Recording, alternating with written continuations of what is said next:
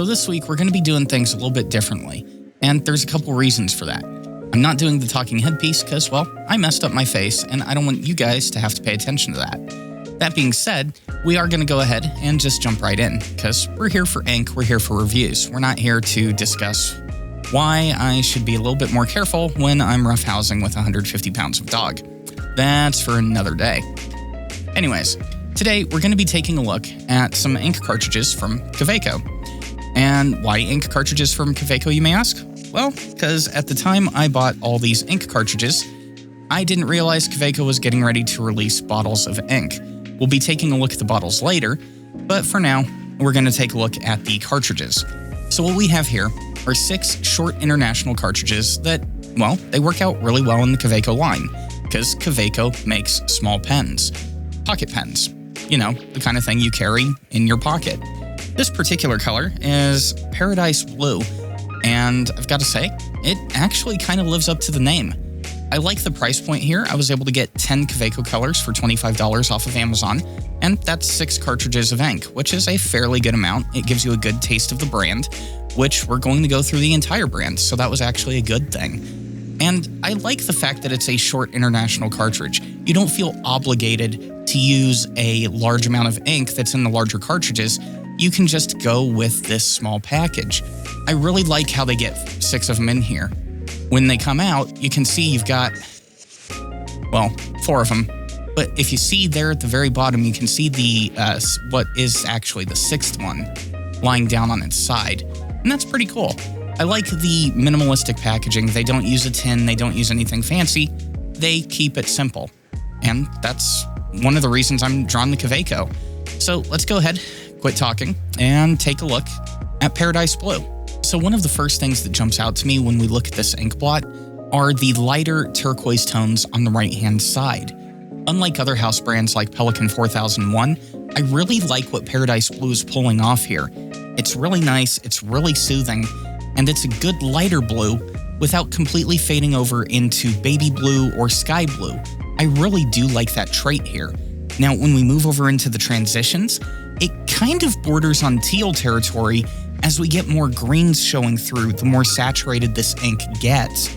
And I really do like how it transitions into a nice teal black instead of just going straight sheen. I really like what we're seeing from light to dark, and for a budget brand ink, it's actually a really good showing.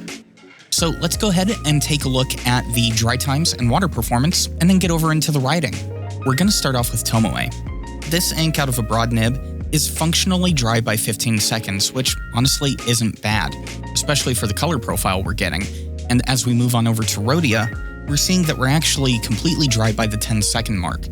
So if you are using a paper that is very close to Rhodia in a professional setting, then yeah, this can be a good turquoise ink for you in that situation.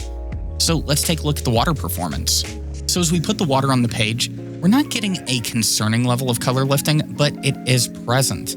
As we get the page dried off, however, we do see that color lift is actually more of a concern. We're left with a little bit more than a faint ghosting layer, but not by much. So as far as being around water, Paradise Blue isn't a good go-to ink, at least as far as the turquoises that I've tried. But let's go ahead, move over to the writing sample, and see what it looks like on Tomoe and Rhodia. So to start off the writing samples, we're going to go ahead and begin on Tomoe.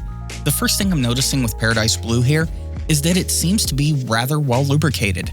I'm not having any flow or feed issues, and yeah, I know this is a broad nib, but with cartridges, my biggest concern, and the one thing I notice far too often, is that cartridges tend to run dry.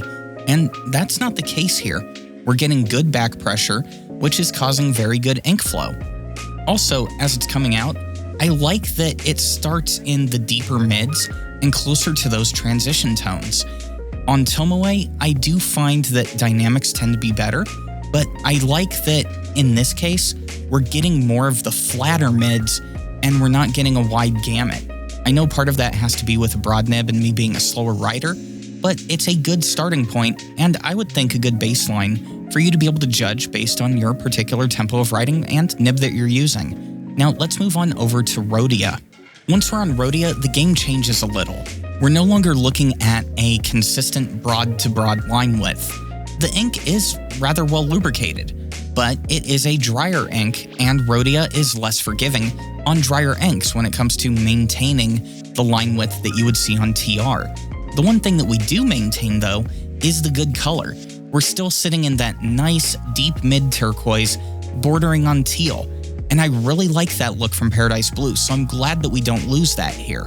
The one concern I do have is that we just have that massive line width variance from a broad nib being tuned down to a fine or even a medium. A faster rider would probably even see it verge on extra fine. For someone like me, I don't like that. I like consistency. Other riders, though, may find that to be a cool trait. So if you're one of those riders, awesome. That's good. This is a good value ink for you. For me, though, I can only consider this a good value if I'm going to be on a paper like Tomoe. That being said, would I buy it again? Yes, I totally would. The price I paid was well worth it. And that's going to do it for our look at Kaweco Paradise Blue. If you like that video, hit the thumbs up, subscribe if you haven't already, and consider becoming a patron if you want to help support the Dog Treat and Coffee Fund. Till next video, don't drink the ink.